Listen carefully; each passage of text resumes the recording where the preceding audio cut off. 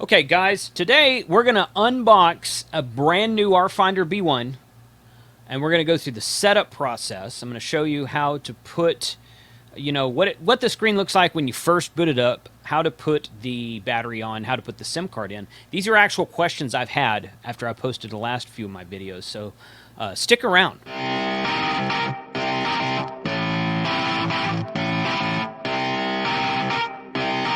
Shut up and sit down.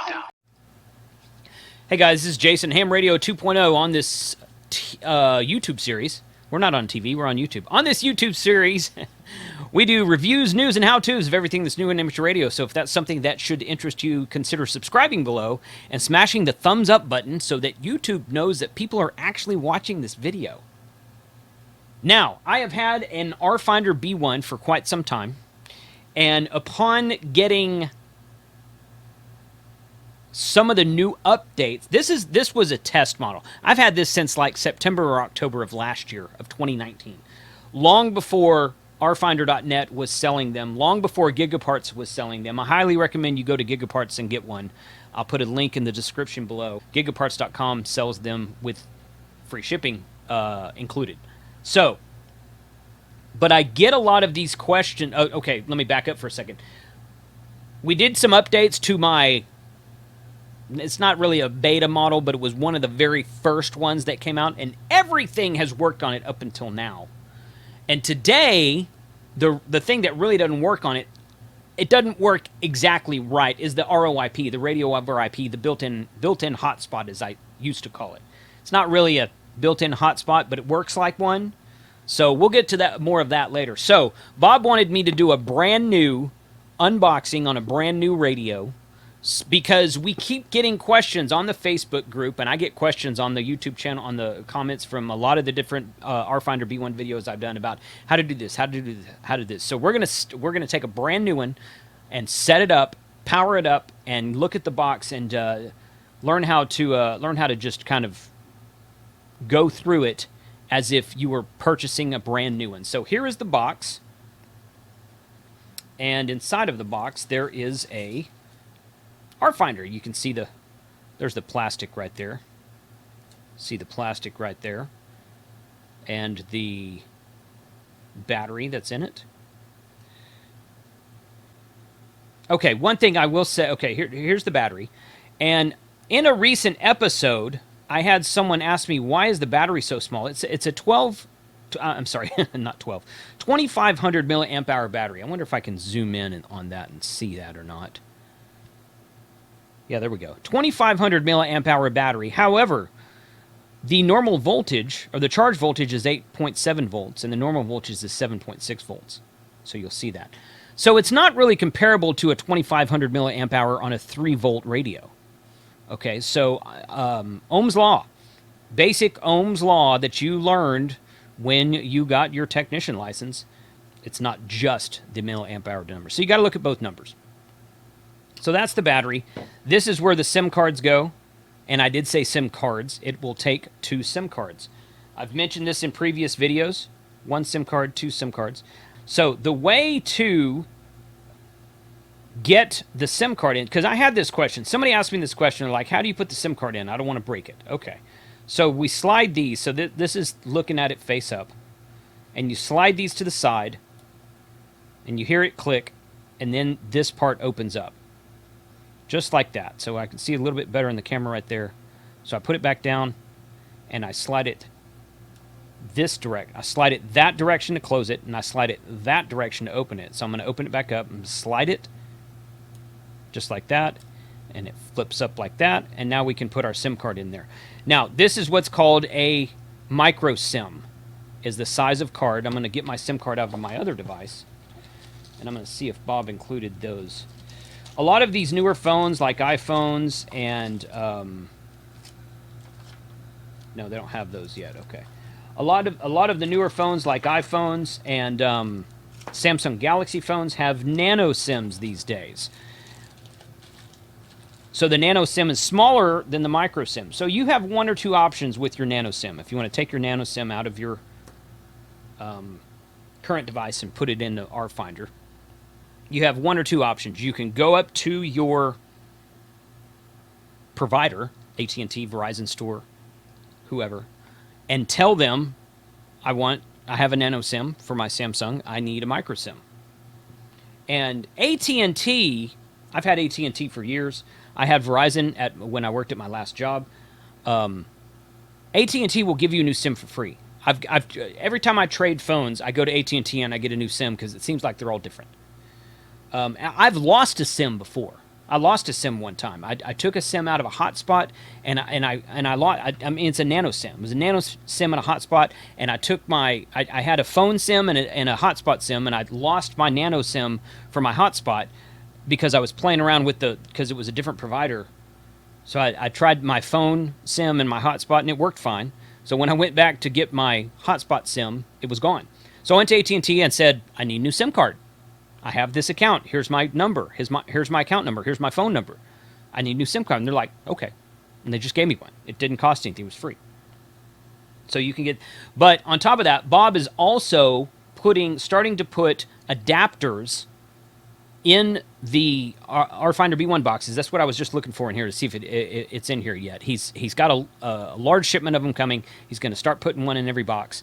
And he's going to... That is the size of a micro SIM that will allow you to drop a Nano SIM into the micro SIM adapter and put it in the B1 device. So you'll be able to switch back and forth between your Samsung Galaxy or iPhone with the Nano SIM, put it in the adapter, put it in the RFinder, use it back and forth. So then you'll be able you won't have to switch out SIMs. You'll be able to use it both ways. So that's a good step, I think. So here is my my first model of B1. Take that out. Nope. And just follow my own advice here, just like that. And you can see that there's a small lip at the top of this corner right here, which matches the edge, this edge. All SIMs are rectangular in shape, but it has one corner that's cut off. So that's how it goes into the device. And it has a diagram of it on top of the metal plate here, which you can't really see very well in the camera. And it will also fit underneath the plate in only one direction. So we're going to take that out here, and I'm going to put it in here, just like that. So here's how you do it, okay? As you're looking at it, it's going to slide into the top here, just like that. Slide it in to the lid all the way down, and then close the lid. Make sure it's slid all the way down in the lid.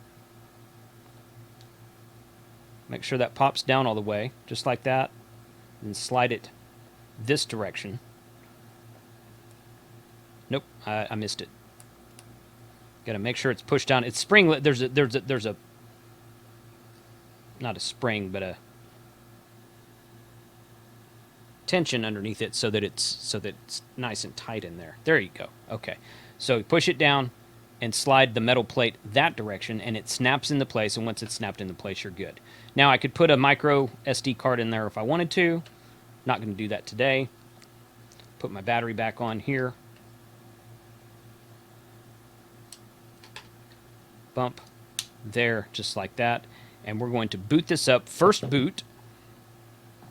Move that out of the way. Put this here. That over there. It's my antenna. I'm going to hold down. This is the power button.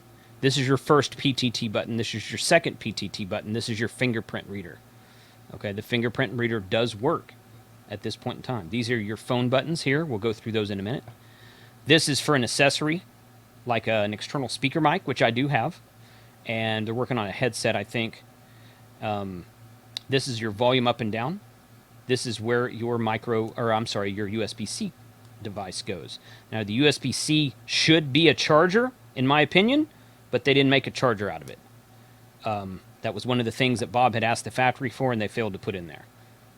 So there's this USB-C connection, so you can do side loading of apps and updated ROMs sometimes. If you listen to him talk in the Facebook group, in the RFinder Facebook group, sometimes he will say this ROM needs to be side loaded. If you want to, he will ask for beta testers and say, if you want to beta test it, here's a new ROM. You'll have to side load it, and that's how you do it through the USB-C connection there. All right, we're going to hold down the power button until we see activity come up on the screen. It should come up. There it goes. Okay. So it takes a couple seconds. Just hold the power button down until you see that and let it go through its boot process. Just like that.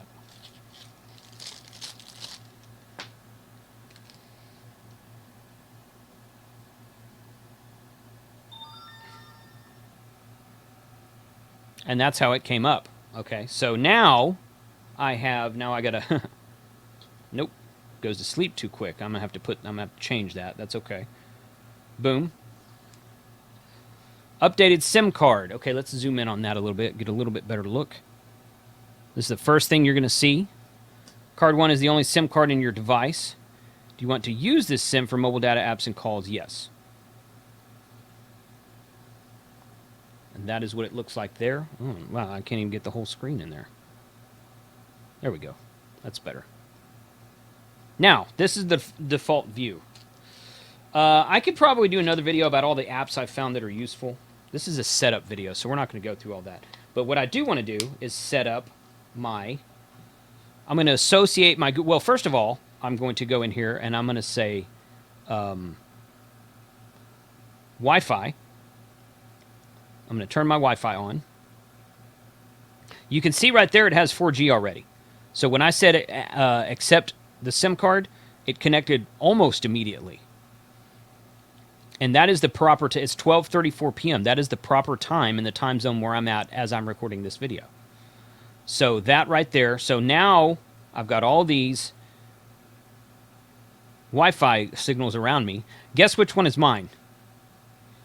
The QRZ one. If you've watched any of my hotspot videos, you've probably seen that. So I'm not going to show you guys my password. Sorry, this is just not going to happen. I change it periodically anyway, but, you know, it's not that I don't trust you, but there are people similar to the Smokin' Ape and Good Game Ham Radio who watch my channel, and I don't trust those guys, so... boo, boo, boo, boo, boo. By the way, this t-shirt I'm wearing is available on shop.hamradio2.com, along with t-shirts from my channel, from Smokin' Ape, Good Game Ham Radio, DX Commander, and K6UDA. So go check out shop.hamradio2.com for YouTubers bunch merch and gear. Okay, so we're connected to QRZ right there. So now I've got Wi-Fi and I've got 4G. Now, basically the first thing you want to do, and this is probably where we're going to end the video. I don't like that on. We're going to go down here and I can do... Oh, look, I got voicemails. SIM card change, tap to set up. Yeah, no, that's already done. Okay, good. That's my SIM card number, but I never answer that number. So if you guys want to call that number, feel free. I do not use it because I use my Google Voice number, which I'll have to install on this phone. So now I want to associate my Google account. I'm going to go in here and click on the gear for settings, and I'm going to go into users and accounts right there. And you can see it doesn't really have much on there right now. I add account, add Google account, checking info. Right there, I'm going to put in my email address, kc5hwb@gmail.com. I can't see it when it's at the angle of that, so the camera can see it. .com. Boom. Okay. There's me. Hi, Jason. That's me right there. Boom. Once again, not going to show you my password. Sorry. Just doesn't work that way.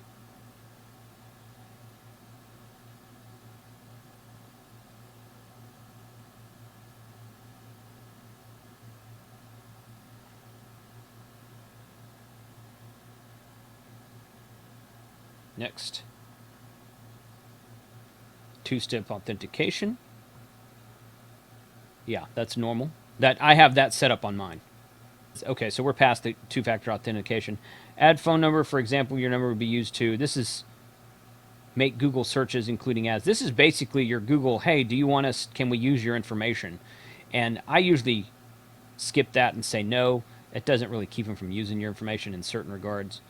But this is not a conspiracy theory channel, so we're not going to talk about that today. Backup to Google Drive. Yeah, that's fine. Accept that. And now my Google account is associated with my phone. This is an Android phone, so it needs a Google account associated with it. So now we're going to go into Play Store.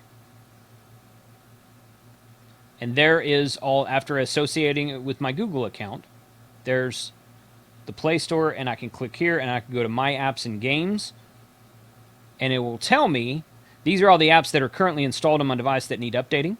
And I can update all.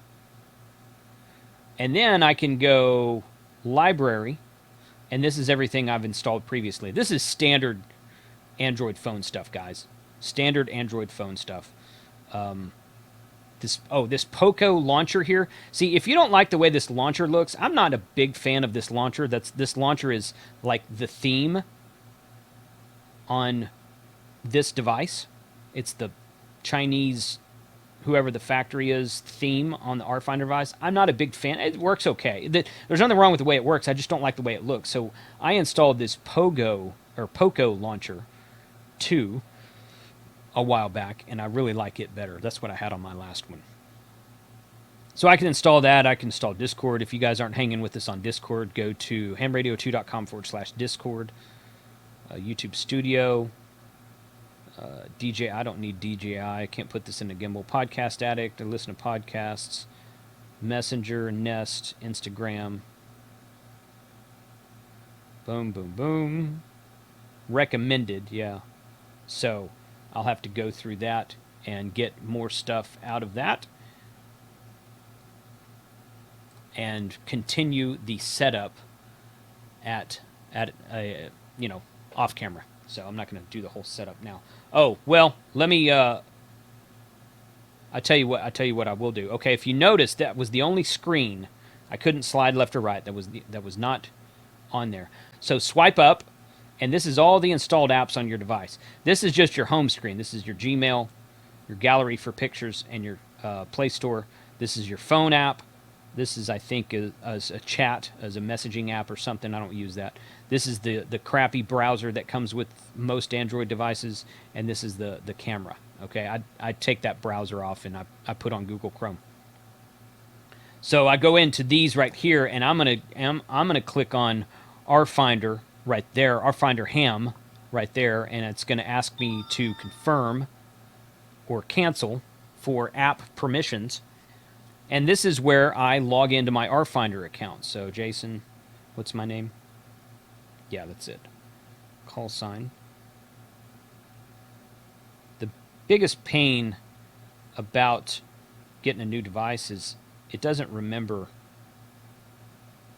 all my, like it'll do a suggested text after you've used the keyboard a while. It doesn't do that right now. Also, I don't like this keyboard. I don't like this default keyboard either. I installed the Google Gboard. Password. I'm not going to show you guys my password again. Okay, so this is what it looks like here. Name, call sign, email address, password twice. It looks like you're registering, but if you put all your information in for an already registered or purchased account, it will associate, assuming you put the right password in. Yep, okay. Yeah, and that's right there. So now I'm in the RFinder app that came default on the device. Depending on when you get your device, you are going to want to go into Poco, always. Confirm. You are going to want to go into, yes, I know, thank you very much. No, not right now. Not right now. Okay, fine, whatever. Agree to terms of service. Yeah, that's the Poco launcher app that I was just talking about. Okay, now we're there. Okay, now you are going to want to go into the Play Store and see if you've got the latest version of RFinder. Again, it did not list when I was looking at updates. It doesn't list no updates available. So that means that in the RFinder app, which is the reason you got this device, most likely, might be up in here, depending on when your device was ordered and when the app is updated, which the app gets updated pretty regularly. So, you know, those times may not always coordinate. So I don't need an update on the RFinder app. So here's all my apps from the App Store. Okay, we'll get to that later. And there's my RFinder. This is RFinder Ham. This is RFinder Pro. Pro is for another entity he's working on, which will be for professionals. So I'm going to hold down on that and kind of move it around, and then the menu goes away, and then I just drag it there on my home screen. Click on it. That is that. It is using my GPS because that is the closest. Actually, I don't think that repeater I think that's somebody's backyard repeater. I never can hit it. This repeater right here is the closest real DMR repeater to my home QTH. So we are up and running on that device, although I think, yeah, that's version 7.20. So there's a beta version out for the radio over IP app. The radio over IP app will basically allow you to connect to Brandmeister and select a talk group and talk through the 4G and/or Wi-Fi connection into Brandmeister with no need for a hotspot or a radio. It's kind of like a DV cast. If you're aware of the DV cast from Combitronics, that doesn't. It's not a. It looks like a radio, but it's not. It requires an internet connection to work, and it just puts you directly into the network without using RF. And that's what this does. This still produces RF. You can still produce RF on dual band VHF, UHF. So you can use it on a repeater, you can use it on a hotspot, or you can use the internal, what they're calling the radio over IP app. So different options available, so it's good. You're going to see some videos upcoming on this channel about the radio over IP app and different additions that he's working on right now that are being added to the device and make it even more appealing than it is today. 73 guys, put your comments below. Let me know if you have this device. If you want to see a video on something, how to do something on the RFinder B1, put your comments below. Hit us up on a Facebook group called RFinder Android Radio. And in fact, I'll put a link to it in the description below as well. And you can keep up with everything going on there. 73, you guys have a good afternoon.